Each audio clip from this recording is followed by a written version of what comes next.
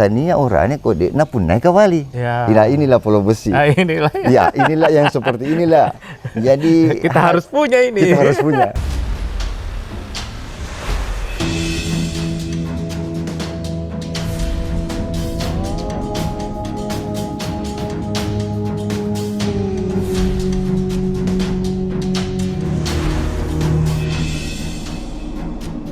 Assalamualaikum warahmatullahi wabarakatuh. Waalaikumsalam warahmatullahi wabarakatuh. Alhamdulillahirabbil alamin. Pada Jumat berkah pada hari ini kami bertempat di Balap Berkah Kadigalesong ini sengaja mengundang bapak-bapak. Beliau ini sebentar akan kita perkenalkan satu persatu.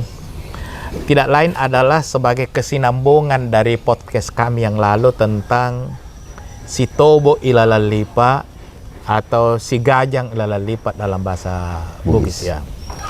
Senjata utama yang dibicarakan pada waktu itu yang dipakai dalam acara si Tobo Ilalalipa ini adalah badik. Seperti yang kita lihat di hadapan saya ini berbagai macam badik pusaka ya. Berbagai macam badik pusaka. Kalau dulu badik ini adalah senjata untuk perang, ya, dipakai senjata untuk perang. Pada zaman sekarang ini tentu saja itu tidak lagi ya, tidak lagi karena kita tidak dalam situasi perang. Tetapi buat orang dulu dan buat kita semua, ini ada filosofi yang sangat mendalam tentang badik ini. Seperti kita lihat di sini, badik itu pada dasarnya ada tiga ya, ada banoa, itu rumah dari badik.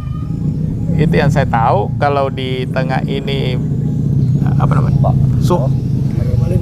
Balemben lah. Kemudian ini hulunya. Jadi badik itu ini bagian besarnya. Kemudian di dalam badik sendiri saya minta izin untuk dibuka ini. Ini yang ini adalah ujung badik. Kemudian di tengah-tengahnya adalah pamor, kemudian ada sumpa, kemudian ada hulu badik. Ini adalah 4 bagian sangat esensial untuk sebilah badik. Kalau kita lihat dari sistem kepemimpinan orang Bugis, orang Makassar, di depan itu adalah hulu. Hulu ini pegangan buat orang Makassar, buat orang Bugis. Ini ujung badik namanya.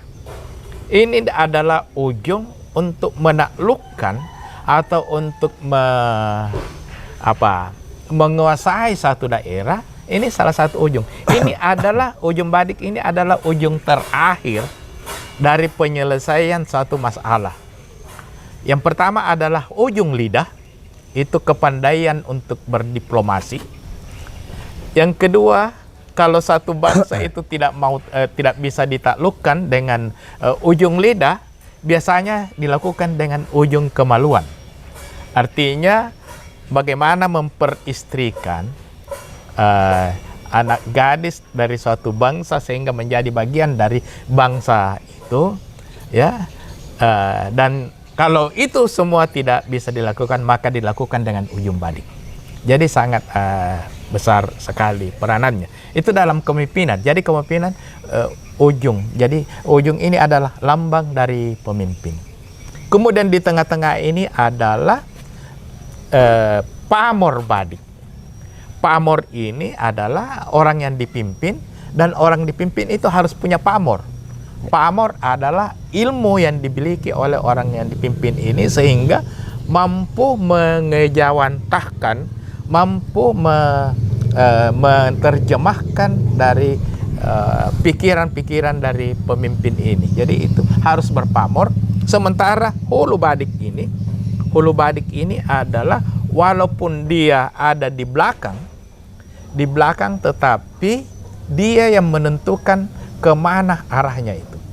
Jadi yang dimaksud dengan penghulu ini ialah orang-orang pintar yang ada di kampung itu, yang ada di kerajaan itu, yang ada di daerah itu, karena inilah walaupun dia di belakang tapi dia yang menentukan kemana arah dari kepemimpinan itu.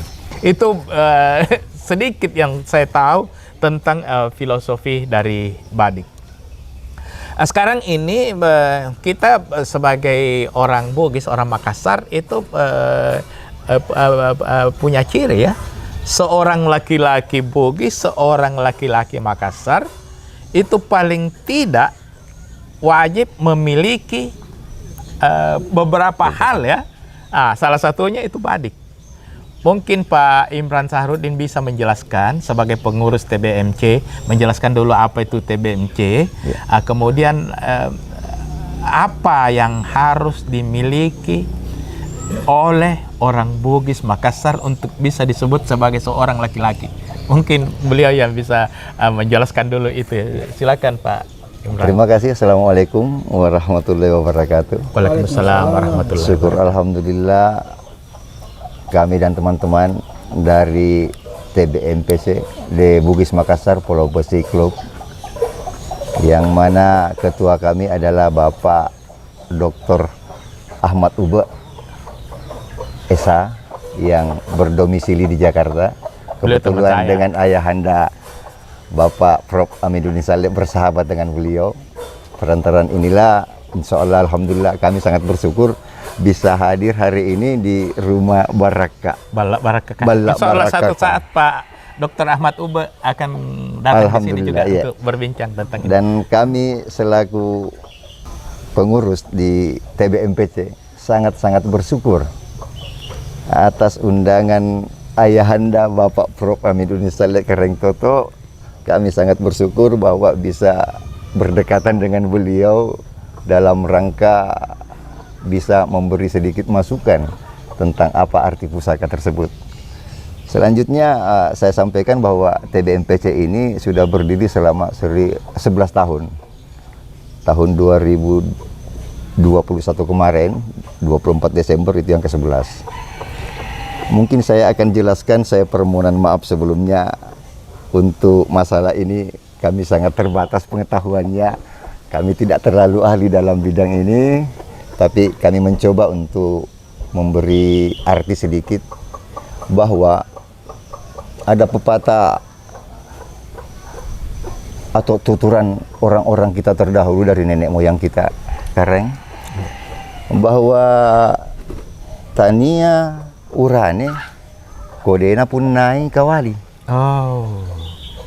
Itu dalam versi bahasa Bugis, kurang lebih kalau saya Indonesia kan bahwa bukan seorang lelaki sejati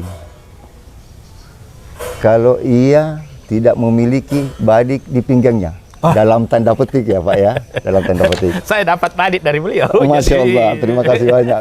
Saya sudah laki-laki ya. Jadi saya perlu sedikit jelaskan bahwa ada 4 kategori yang bisa dikatakan seorang lelaki sejati menurut nenek moyang kita terdahulu. Pertama, laki-laki itu harus memiliki permata.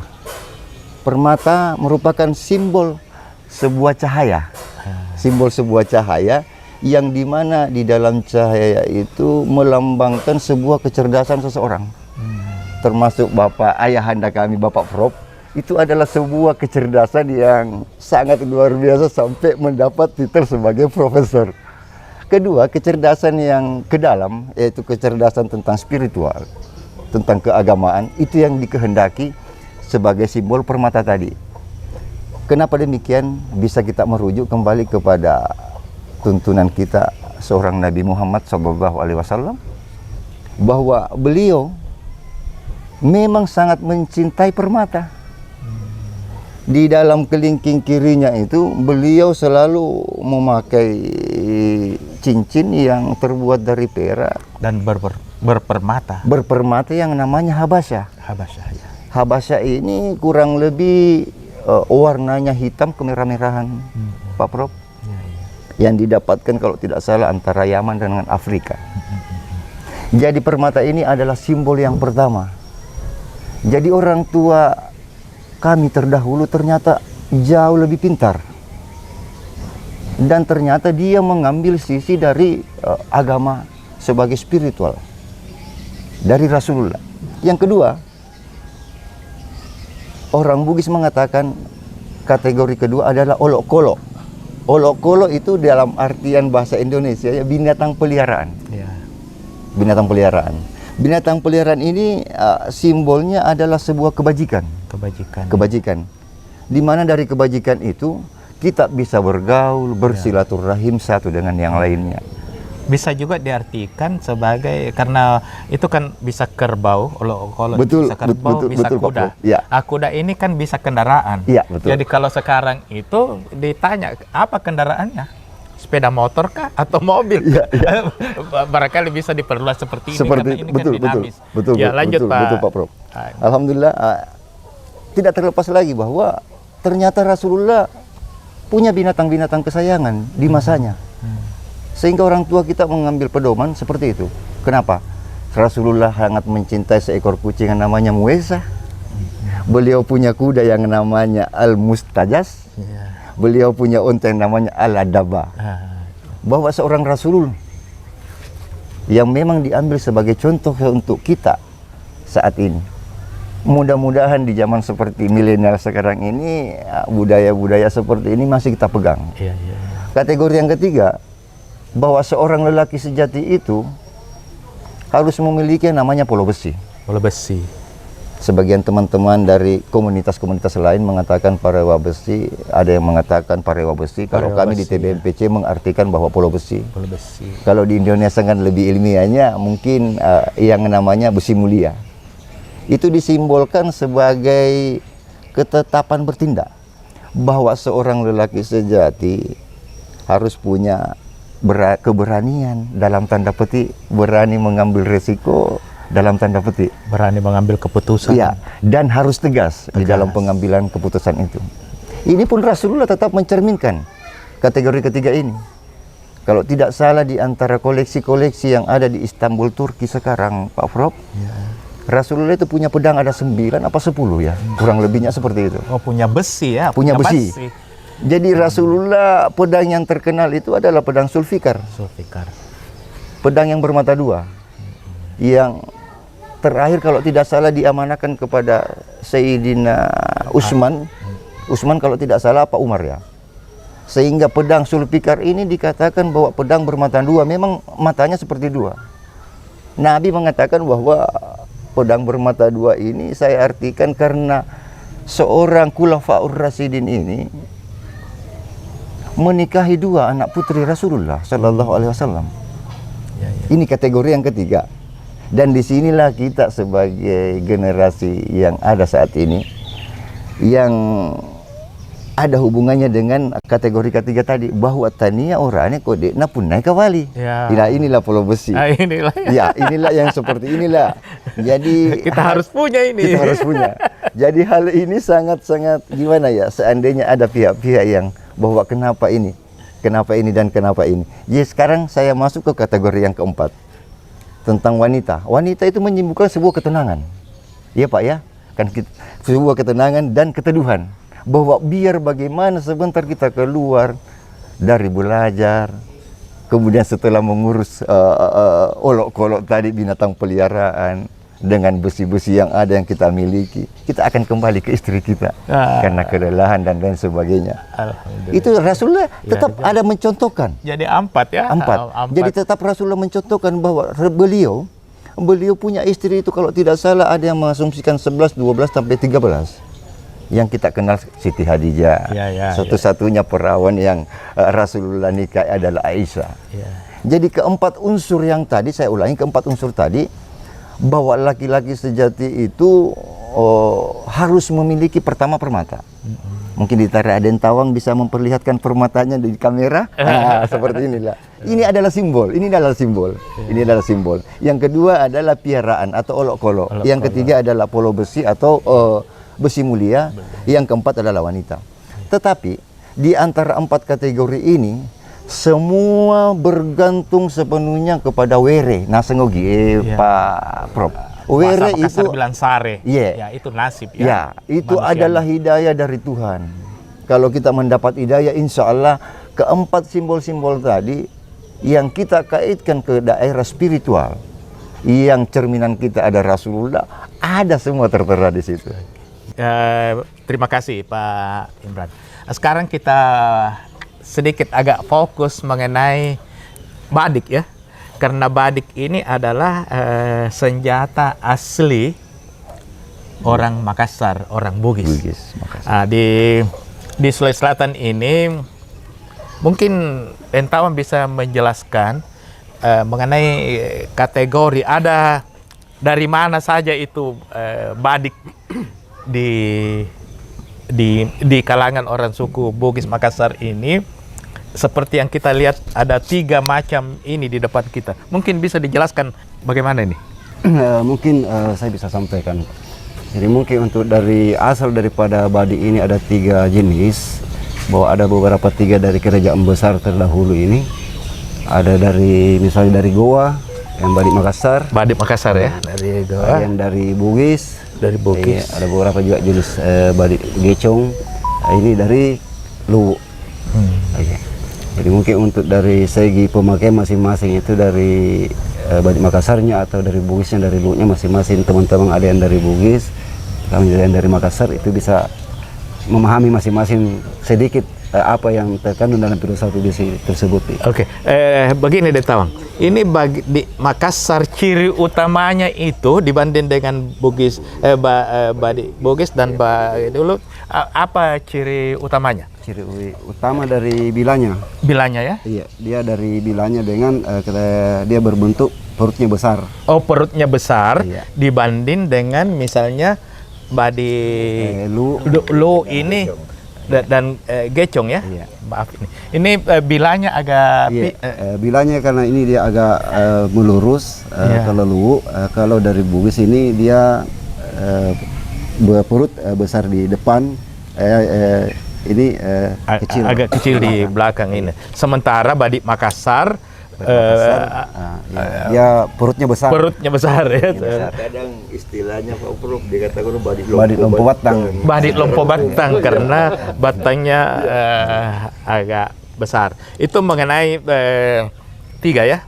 Begini.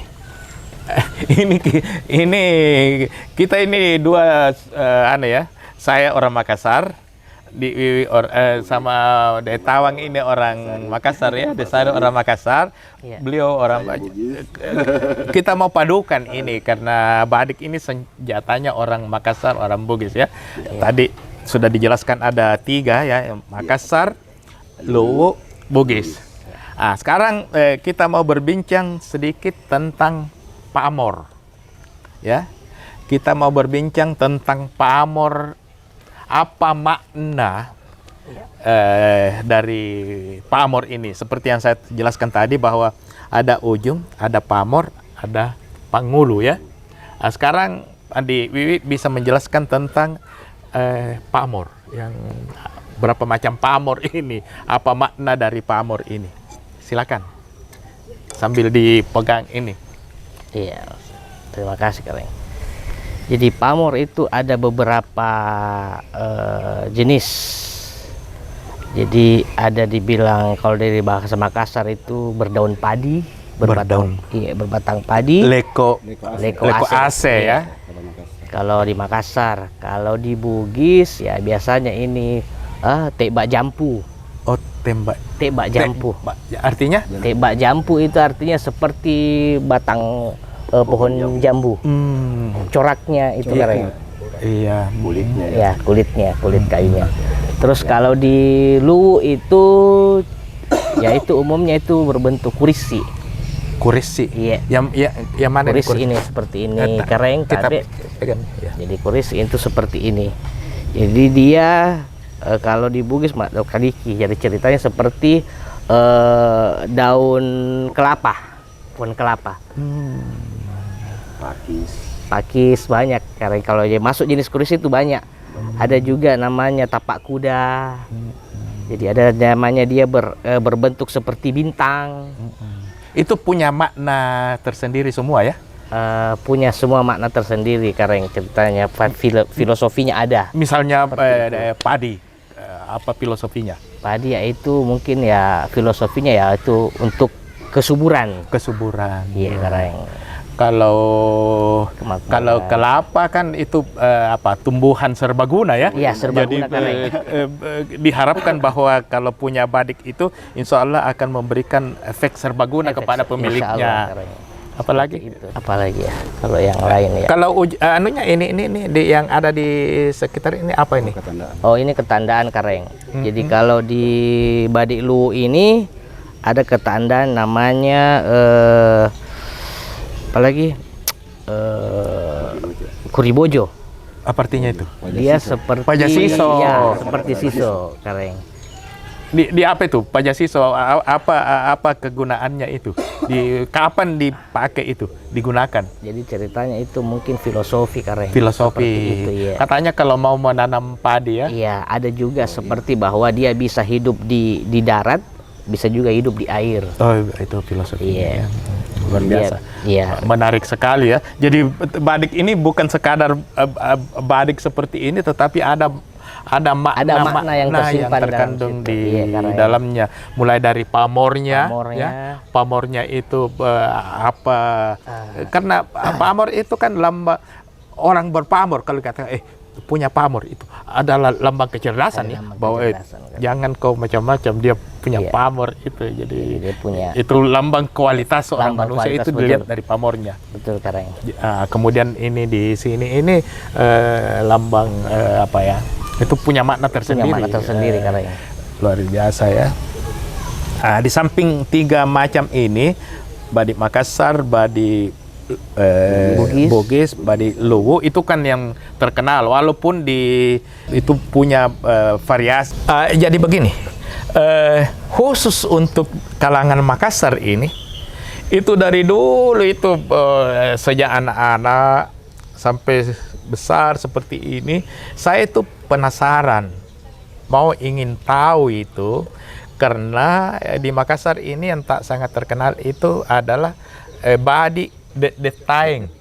Artinya badik yang diproduksi di Kampung Taeng. Kampung Taeng. Kampung Taeng itu tempat lahirnya Jenderal Hertasning ya. Itu mungkin Deta bisa menjelaskan ciri-ciri atau apa tentang badik Taeng ini. Silakan Deta. Ya, terima kasih. Jadi untuk sekedar penjelasan singkat untuk dari jenis badik Taeng yang selama ini kita kenal. Jadi untuk menurut dari kita melihat bentuk, menandakan bahwa Taeng itu kan dia tampilan awalnya bahwa badik Makassar itu Taeng dikenal bahwa badik Lompo Batang. Berarti dia kan perutnya besar, menandakan dia perutnya besar, sampai ke depan dia runcing, dia ke belakang dengan hulunya untuk menandakan namanya Taeng.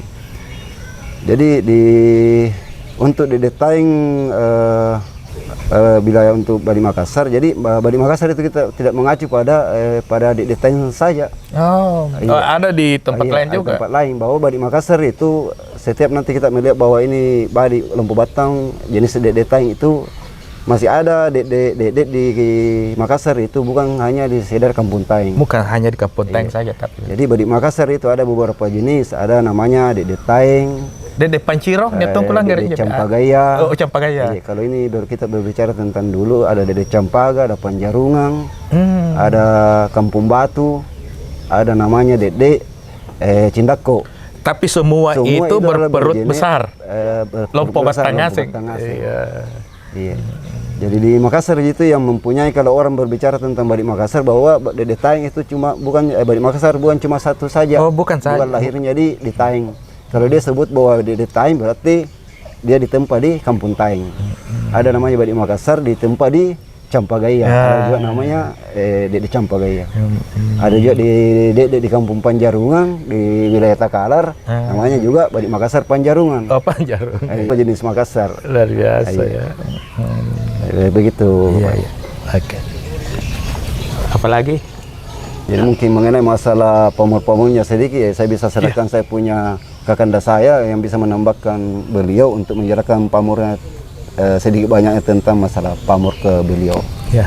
Jadi berbicara masalah pamor untuk Badik Makassar. Yang saya ketahui itu ada 4 ya. Pamor Liko Ase, bunga cekla, kalangkari. Apa ciri-cirinya itu? Yang pamor Liko Cekla.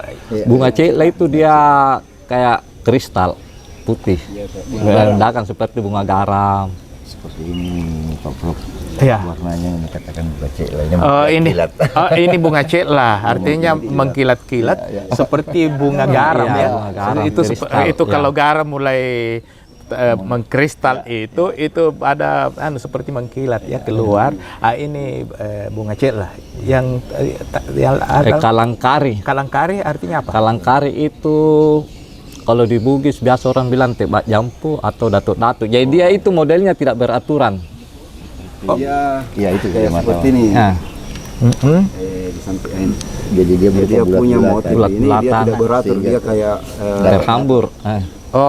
kayak kusut dia. Agak kusut, Ya. tetapi punya makna ya. Itu disebut dengan pamor datuk. Kalangkari. Kalangkari. Untuk wilayah Makassar. Makassar. Untuk penyebutan Makassar. kita orang Bukan Makassar. wilayah Makassar. Disebut datuk-datuk. Kalau di Bugis datuk-datuk. Ya ada yang bilang datuk-datuk, Tebak tebak jampu. Tempat jampu. Bulu pakai. Bulu pakai. Itu Bulu pakai. punya makna itu ya?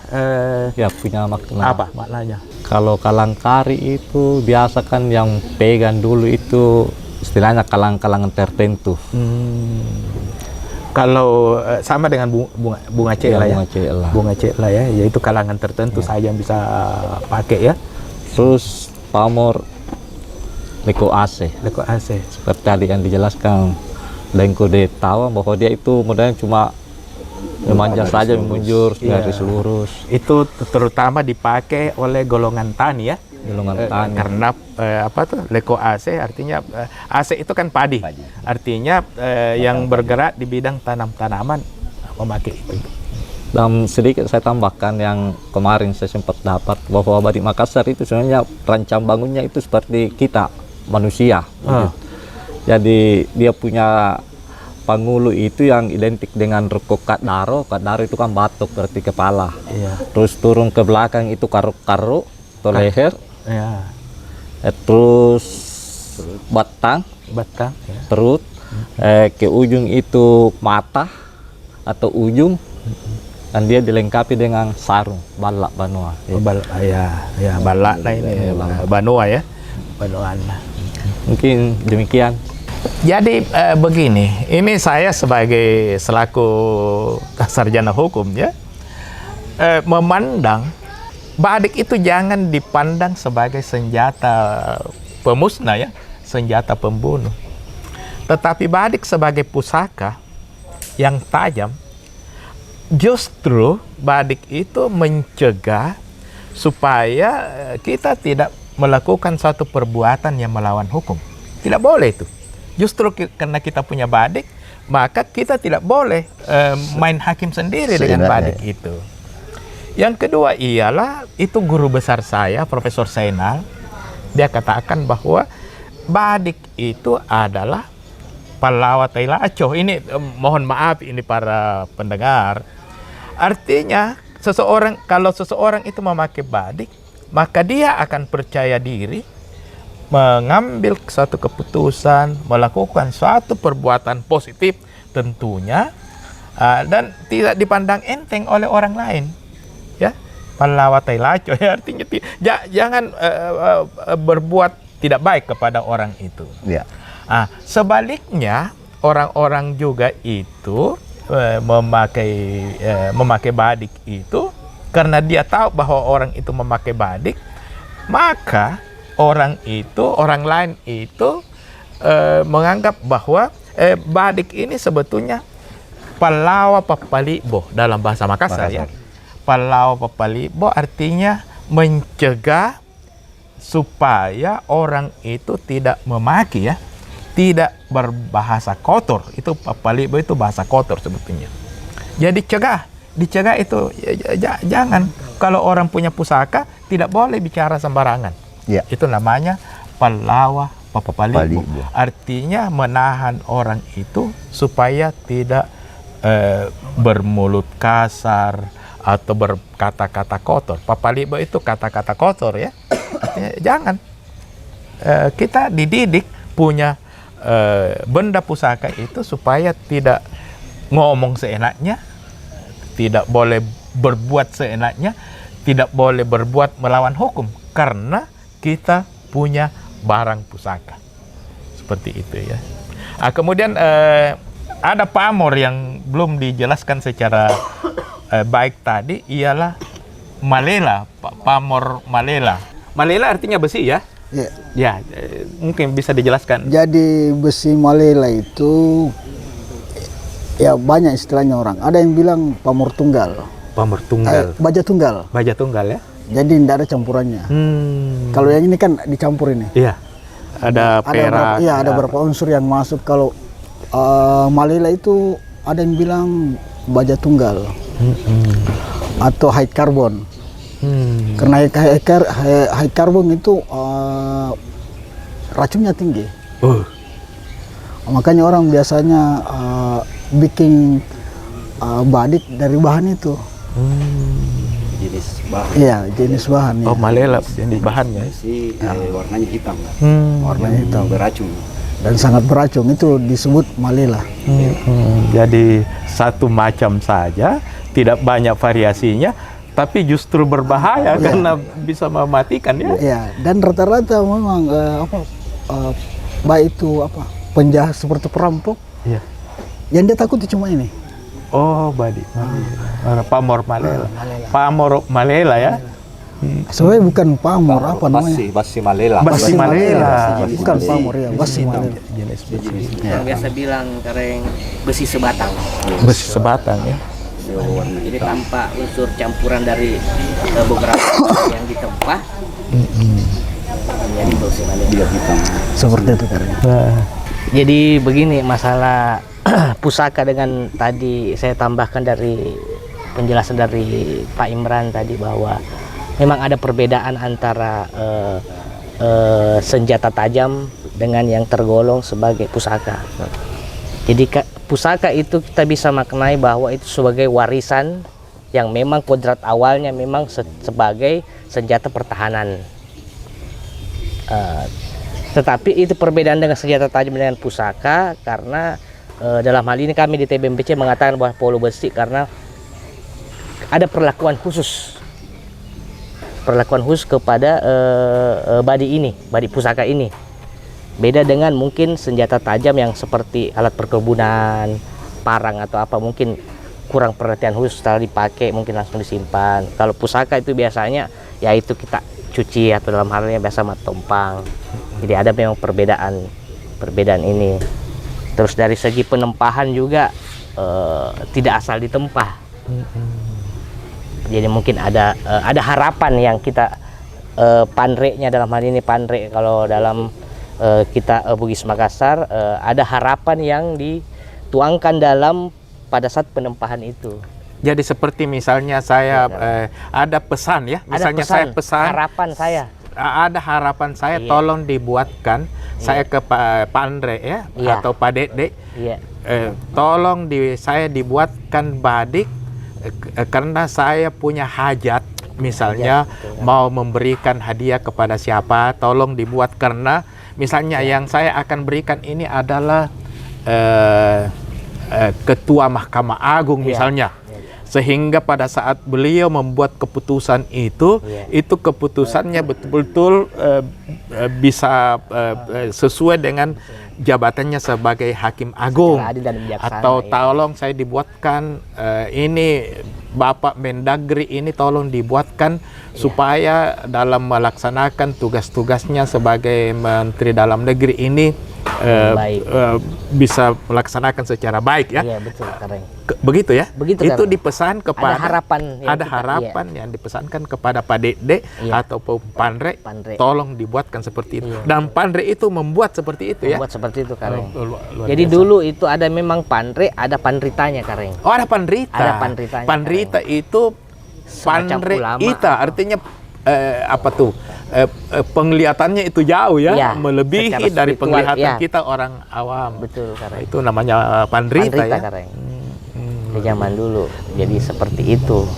Jadi tidak sembarang bikin ya? Tidak sembarang bikin kareng. Oh iya. Jadi ada harapan, ada doa-doa apa semua yang dituangkan dalam situ. Kalau di Jawa itu namanya empu ya? Empu kareng. Empu, ya. Empu. Jadi ada hal seperti itu yang membedakan antara itu senjata untuk tajam untuk dalam hal perkebunan atau Iya. bercocok Itu lain ya, tanam. lain Iya. caranya bikin. Iya. Ini khusus Ini memang. khusus kareng. Jadi makanya dikatakan sebagai besi mulia kareng. Besi mulia. Karena punya nilai juga sebagai warisan budaya. Betul.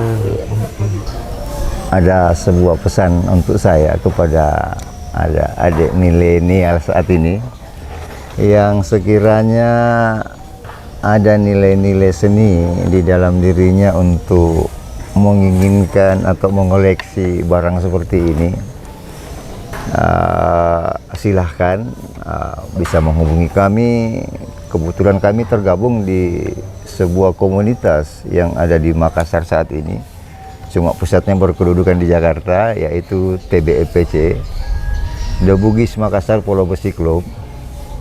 Kami akan mewadahi adik-adik kesukaan seperti apa yang adik bisa atau ingin memilikinya, apakah berupa badik Makassar atau badik Bugis atau badik Luwu, tergantung kriteria atau hobi dari adik-adik yang ingin berkecimpung atau masuk dalam satu organisasi ini, sehingga kedepannya bahwa ini adalah semata-mata bukan senjata tajam. Sebagaimana pengenalan kita terhadap pusaka yang seperti saya sampaikan dari awal tadi, bahwa laki-laki sejati itu harus memiliki 4. Demikian untuk adik-adik, insya Allah saya akan titip nomor telepon. Adik-adik mau bergabung di mana? Kami juga punya Instagram TBMPC, silakan menghubungi, atau teman-teman yang ada saat ini di hadapan adik-adik. Terima kasih. Para penonton, para pencinta barang pusaka sekalian, pencinta YouTube Prof. Aminuddin Saleh, begini. Kami ini sepakat insya Allah dalam pertengahan atau akhir bulan Maret ini, kami akan bekerja sama untuk melaksanakan pameran benda pusaka. Itu insya Allah bisa digunakan oleh siapapun juga untuk bertanya tentang jenis-jenis pusaka dan sebagainya di Balak Barakaka ini. Saya kira demikian. Terima kasih atas perhatiannya semua. Assalamualaikum warahmatullahi wabarakatuh.